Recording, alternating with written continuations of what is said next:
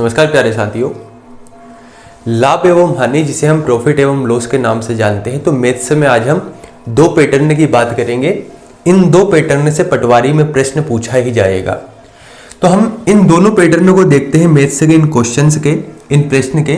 पहला प्रश्न है कि किसी वस्तु का क्रय मूल्य 12,000 है या 12,000 रुपये है, इसे कितने रुपए में बेचा जाए ताकि 25% का लाभ हो। देखिए यहाँ पर प्रश्न क्या कहना चाह रहा है कि कोई जो वस्तु है इसका क्रय मूल्य है 12,000 रुपये, यानी इसे अगर हम खरीदते हैं तो 12,000 रुपये इसका क्रय मूल्य है। अगर आपको इसको बेचना है तो इसे कितने में बेचा जाए कि 25% का लाभ हो। और प्रॉफिट एंड लॉस में पटवारी में एक प्रश्न ऐसा पूछा ही जाएगा। जब भी ऐसा प्रश्न आए तो मैं आपको दो चीजें यहाँ पर बताता हूँ, दो प्रकार से आप इसका आंसर निकाल सकते हैं। हालांकि इसकी 3 से 4 ट्रिक है, लेकिन दो महत्वपूर्ण ट्रिक बताता हूँ, आसानी से आप आंसर निकाल लेंगे।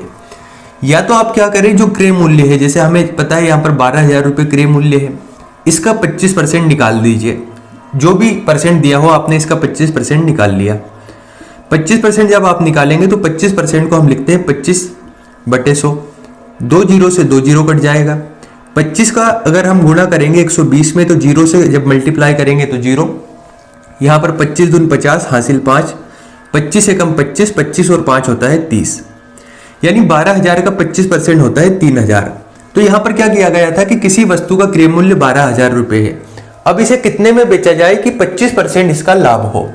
तो हमने देखा कि 12,000 रुपये तो है ही, 25% लाभ होने के लिए इसे 3,000 रुपये ज्यादा में बेचना पड़ेगा। तो दोनों को आप जोड़ दीजिए, 12 और 3 मिलकर होता है 15,000 रुपये।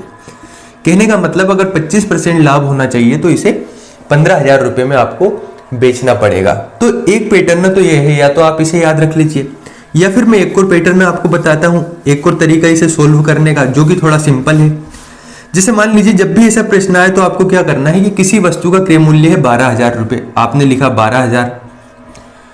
फिर अगर कहा जाए कि इसे कितने में बेचा जाए कि 25% का लाभ हो, तो हम जानते हैं हर चीज अपने आप में 100% होती है। तो 100% तो ये क्रय मूल्य है, लेकिन ये कह रहे हैं कि हमें 25% का लाभ चाहिए। इसका मतलब क्या है कि 100 को हमें 125% करना चाहिए। 125% क्यों? क्योंकि हर चीज अपने आप में 100% थी। अगर आपको इसमें एक्स्ट्रा चाहिए तो उतना उसमें जोड़ दीजिए। यहां पर 25% का लाभ चाहिए तो 125% मल्टीप्लाई कर दीजिए। 125% का मतलब क्या है, 125/100। बस अब इसे सोल्व कर लीजिए, 2 जीरो से 2 जीरो चला जाएगा। 125 का 120 में जब आप गुणा करेंगे तो 12 से इधर मल्टीप्लाई करेंगे तो 0 का 0 आ जाएगा। 12×5 = 60 हासिल 6, 12 दून 24, 24 और 6 मिलकर होता है 30 हासिल 3, 12 कम 12, 12 और 3 15। तो आप देखे होंगे कि दोनों कंडीशन में आंसर 15,000 ही आ रहा है। तो एक बार मैं और आपको समझाता हूं कि जब भी ऐसा प्रश्न आए कि किसी वस्तु का क्रय मूल्य इतना है, इसे कितने में बेचा जाए कि इतना % लाभ हो, तो यहां पर जो संख्या है क्रय मूल्य के मल्टीप्लाई में उस संख्या में उतना ऐड कर दीजिए जितना कि पूछा जाता है। अगर मान लीजिए यहां पर हानि का पूछा जाता है, जैसे मान लीजिए 25% हानि हो, तो 100 में से 25% माइनस कर देना, 75/100 आ जाता है। यहां तक चीजें क्लियर है।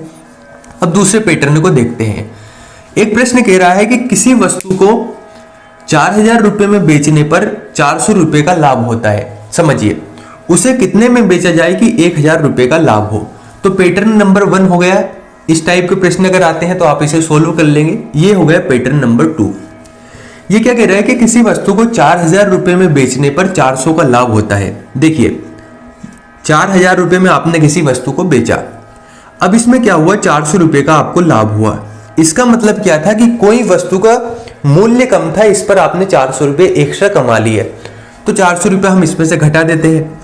ये 400 रुपये का लाभ हुआ है ना आपको। लाभ कब होता है, जब कोई वस्तु आपने खरीदी उसे ज्यादा में बेच दिया। इसका मतलब क्या है, इसे 400 में ज्यादा में आपने बेचा। तो जब 4,000 में से 400 अगर आप माइनस करते हैं तो बचता है 3,600। कहने का मतलब ये वस्तु 3,600 रुपये की थी, इसका क्रय मूल्य था 3,600 रुपये, 3,600 रुपये, और आपने 400 रुपये ज्यादा में बेचकर 400 रुपये इस पर लाभ कमाया। अब वो क्या कह रहा है कि उसे कितने में बेचा जाए कि 1,000 रुपये का लाभ हो। तो आप जानते हैं 3,600 रुपये की बुक, ये आपकी वस्तु है। अगर 1,000 रुपये का लाभ होगा तो इस 3,600 में 1,000 और जोड़ दीजिए। 1,000 हम ऐड कर देते हैं, 4,600 आपका आंसर आ जाएगा।